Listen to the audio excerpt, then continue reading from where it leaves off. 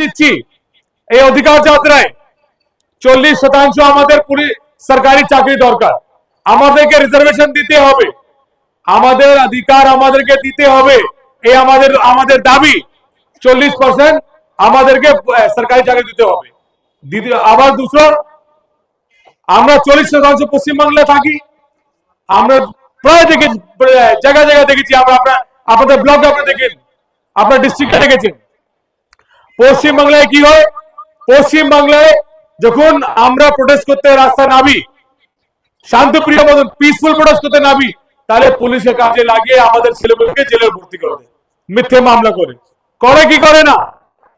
আপনি ভাবুন তো, যদি 40% আমাদের চাকরি যদি পুলিশে হয়ে যায়, তাহলে যদি একটা থানায় 20টা অফিসার হয়, একটা থানায় যদি 20টা অফিসার হয়, তার মধ্যে যদি 40% আমাদের 8 অফিসার যদি মুসলমান হয়, তার মধ্যে বড় বাবু হবে কোথাও, কোথাও মেজো বাবু হবে, কোথাও ছোট বাবু হবে। যদি 8টা অফিসার, 20টা অফিসার মধ্যে 8টা যদি মুসলমান থাকে, তাহলে মিথ্যে মামলা ঢোকাতে পারবে আমাদেরকে? আমাদের জাতির লোক যাবে, আমাদের কথা তুলবে না? তুলবে তো? তো আমাদের এটাই দাবি, 40% সরকারি চাকরি দরকার, তারপরে 40% আমাদের পুলিশের চাকরি দরকার। আমাদের ইমাম ভাতা, মসজিদ ভাতা 15,000 করে ইমাম ভাতা আছে, দিতে হবে 15,000। রাজ্য সরকার কি বোর্ড বিল থেকে আমাদের দিচ্ছে, আর পুরোহিত থেকে দিচ্ছে মন্দিরে, আমাদের ট্যাক্সের টাকা দিন, আমার কোনো আপত্তি নয়। কিন্তু আপনি যখন আমাদের পুরোহিত থেকে দিচ্ছেন, আপনার সেন্টার স্টেট ফান্ড থেকে, তাহলে আপনাকে আমাদের ইমাম সাহেবকে 15,000 টাকা দিতে হবে মাসে, স্টেট গভর্নমেন্ট ফান্ড থেকে 12,000 দিতে হবে মসজিদকে আমাদের। আর ওবিসি চাকরি, আজকে মমতা বন্দ্যোপাধ্যায় চুপ করে বসে আছে, এটা আপনাদেরকে বুঝতে হবে।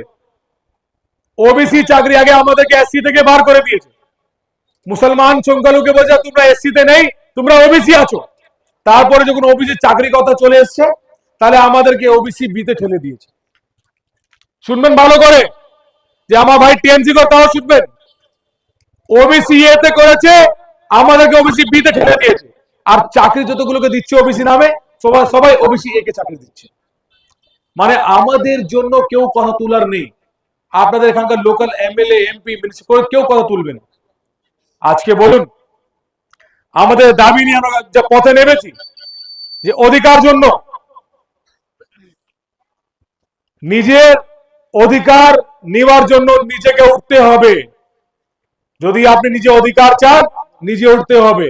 আজকে আমাদের কি শ্রমিকও রেখে দিয়েছে। আমার ভাই আলম ভাই বলছিলেন, এই জমির মাটি ভালো, যে জন্য আমরা বাঁচতে পারছি। এখানে এমএলএ বলছে, এমএলএ এখানে টাকা নিচ্ছে, আনাজ দিচ্ছে, দুধ বসছে, এটা আমাদের দেখতে হবে, এটা বুঝতে হবে আমাদেরকে। আজকে আমাদেরকে দাঁড় করা, যখন আমরা দাঁড় হব, আমার জন্য আমাদের কথা, আমার নিজেই কথা তুলতে হবে, আর কেউ আমাদের জন্য কথা তুলতে আসবে না। আজকে এমএলএ, এমপি, পার্লামেন্টে নিজের লোককে মানুষ পাঠাতে হবে। পশ্চিমবাংলায় 11 কোটি মানুষ থাকে, তার ভবিষ্যৎ যে ফেসলা করে, সে তার নাম হলো 294 মানুষ, যে এমএলএ হয়। 11 কোটি মানুষের যে ভবিষ্যৎ লিখে কানুন তৈরি হয়, 294 যে আমাদের এমএলএ হয় সেটা। তা এমএলএ মধ্যে যদি একটা দুটো আমাদের যায়, তাহলে আমাদের কথা তুলবে না?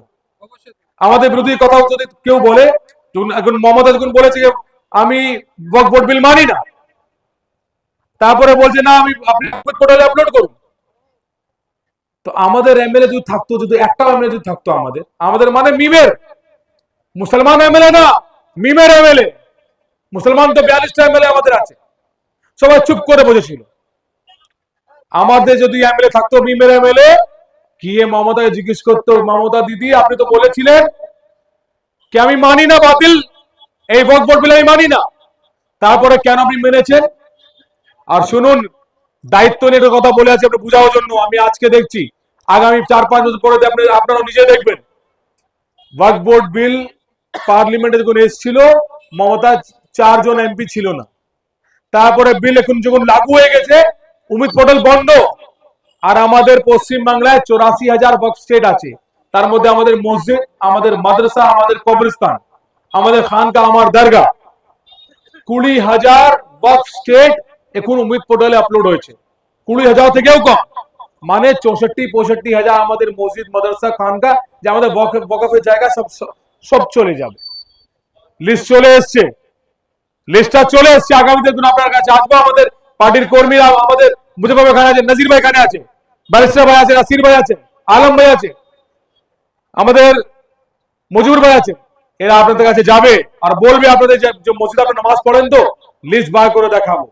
কত মসজিদ কত কবরস্থান বাইরে বেরিয়ে গেছে, আমাদের হাত থেকে চলে ডিএমএ কাছে চলে গেছে, আর রাজ্য সরকার কেন্দ্র সরকার প্রপার্টি হয়ে গেছে। সে লিস্টটা দেখাবো, আপনার কাছে নিয়ে আসবো, আমরা নিয়ে আসবো, দেখাবো। দেখুন যতগুলো ক্ষতি, বিজেপি সব থেকে বড় শত্রু আমাদের। আর আমরা বাঁচার জন্য দিয়েছিলাম মমতাকে ভোট, ঠিক না ভুল? আমরা মমতাকে ভোট দিয়েছি কি দিইনি? বাঁচার জন্য। কিন্তু আজকে মমতা বন্দ্যোপাধ্যায় কি করেছে? বিজেপি থেকে বেশি ক্ষতি যদি আমাদের করেছে মমতা বন্দ্যোপাধ্যায় করেছে। আজকে আমাদের মাদ্রাসা, আমাদের গ্রামে এলাকায় মসজিদ আমরা তৈরি করেছি।